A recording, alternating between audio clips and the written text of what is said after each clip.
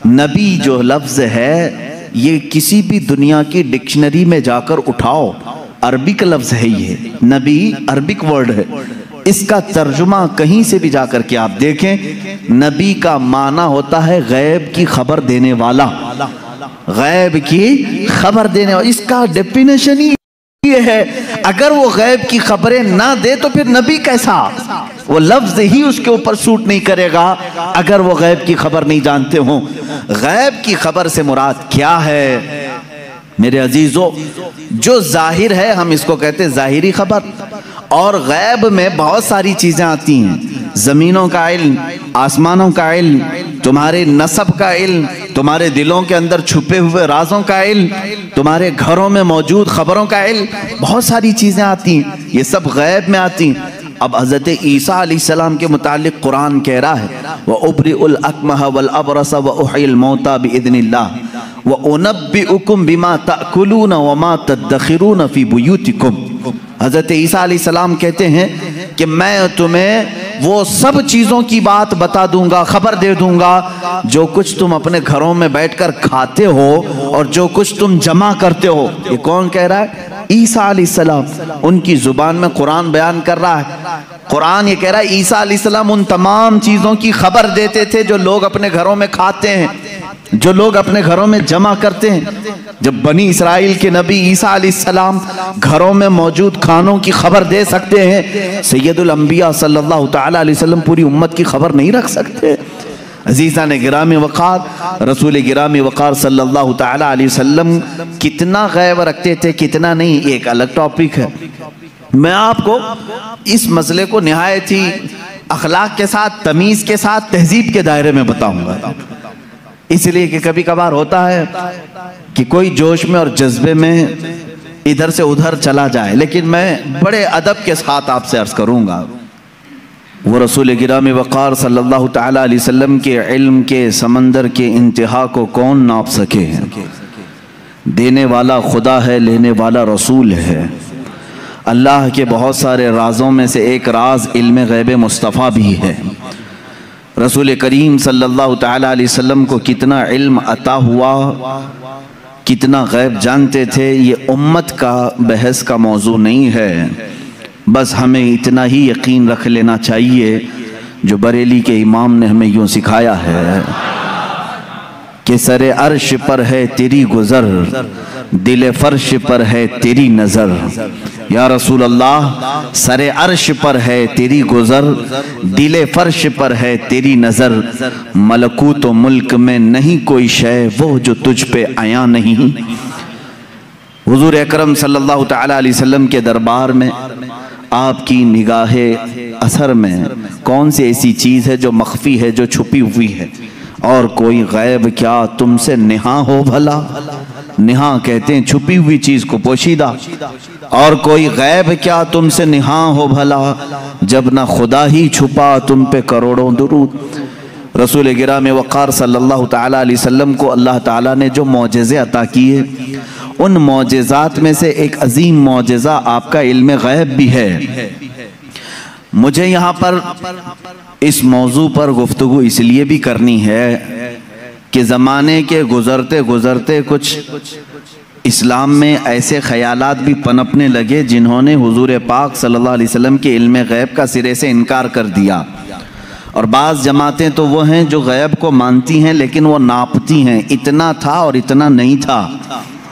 یہ سب بدعات ہیں، یہ سب نئی ایجاد کی ہوئی چیزیں ہیں۔ فرقے میں نئی تعلیمات آئی کہ رسول پاک صلی اللہ تعالیٰ علیہ وسلم کو اتنا غیب تھا، اتنا غیب تھا۔ پہلی بات تو یہ ہے کہ ان کے علم کو جج کون کرے جو ان سے بڑا عالم ہو؟ کیا کوئی امتی اپنے رسول کے علم کو ناپ سکتا ہے؟ اب یہاں سے میں آپ کو قرآنی آیات اور احادیث کی روشنی میں اور اقوال سلف صالحین کی روشنی میں عرض کرنا چاہوں گا، امت کے سابقہ علماء سے لے کر صحابہ تک کا عقیدہ کیا رہا ہے حضور پاک صلی اللہ علیہ وسلم کے علم غیب کو لے کر۔ اور آج اگر یہ ہمارے زمانے میں فتنے کا باعث بن گیا، آپس میں جھگڑے اور نزاع اور جنگ و جدال کا باعث بن گیا، تو یہ سمجھنے کی ضرورت ہے کہ یہ مسئلہ نکلا کہاں سے ہے، جبکہ صحابہ میں اس بات پر کسی کا اختلاف نہیں تھا کہ حضور کو علم غیب تھا کہ نہیں تھا۔ اس پر کوئی ڈسکشن آپ حدیث کی کتابوں میں نہیں دکھا سکتے کہ صحابہ آپس میں جھگڑتے تھے کہ حضور کو اس بات کا غیب تھا کہ نہیں تھا، کبھی نہیں۔ بلکہ صحابہ تو صحابہ ہیں، اس زمانے کے جو مشرکین تھے، جو کافر تھے، ان کا بھی عقیدہ تھا کہ جو نبی ہوتا ہے وہ غیب کی خبریں دیتا ہے، ان کا بھی عقیدہ تھا۔ بات تو یہی ہے، کئی لوگ آ کر کے حضور پاک صلی اللہ تعالیٰ علیہ وسلم سے غیب کی خبریں پوچھتے تھے، اگر آپ اللہ کے نبی ہیں تو فلاں چیز بتا دیجئے، اگر آپ اللہ کے نبی ہیں تو فلاں چیز بتا دیجئے۔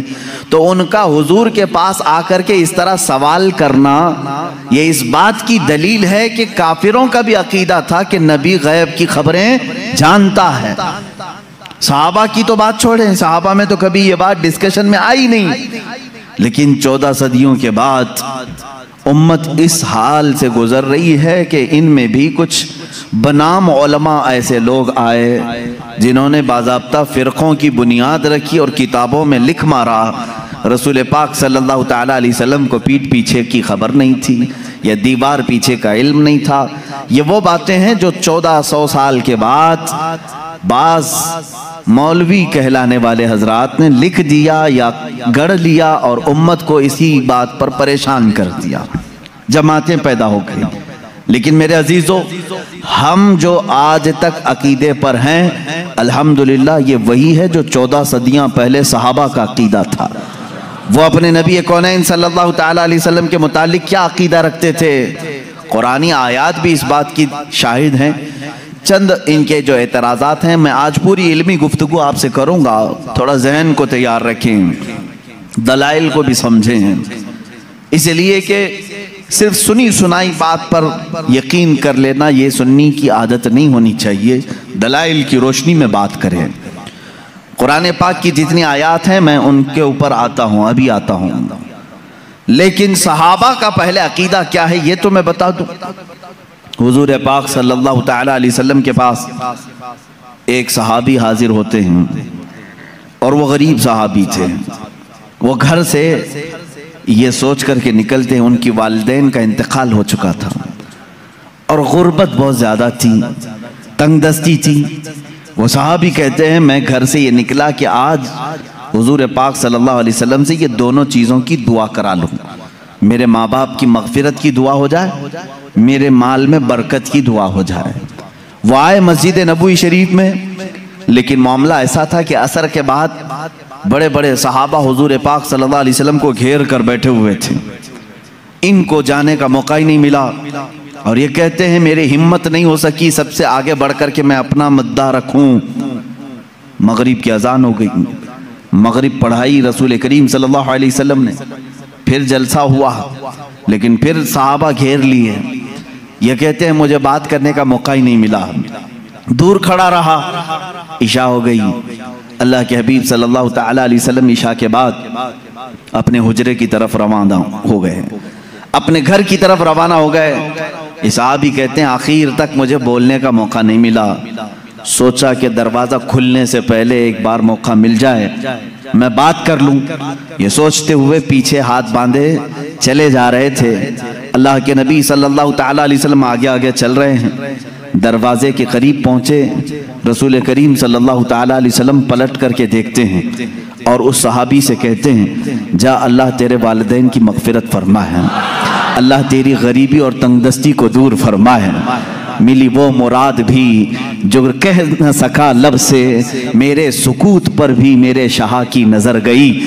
عزیزان گرامی، یہ صحابہ کا عقیدہ تھا۔ وہ کہتے ہیں کہ مجھے بولنے کی ابھی نوبت بھی نہ آئی، اللہ کے حبیب صلی اللہ تعالیٰ علیہ وسلم نے اسی بات کی دعا میرے لیے فرمائی جس بات کا میں گھر سے سوچ کر کے نکلا تھا۔ تو یہ صحابہ کا ایمان بھی تھا، یقین تھا کہ اللہ کے نبی صلی اللہ تعالیٰ علیہ وسلم غیب کی خبریں جانتے ہیں۔ اب اور دوسرے صحابہ کی بات میں بتاؤں، جنگ تبوک کے موقع پر، جنگ تبوک بڑی سخت جنگ ہوئی ہے اور مدینے سے تقریباً 800-900 کلومیٹر دور کا فاصلہ ہے تبوک۔ اللہ کے حبیب صلی اللہ تعالیٰ علیہ وسلم نے مدینے کے سارے جتنے بھی جوان تھے سب سے کہا تھا کہ اس جنگ میں شریک ہو جائیں۔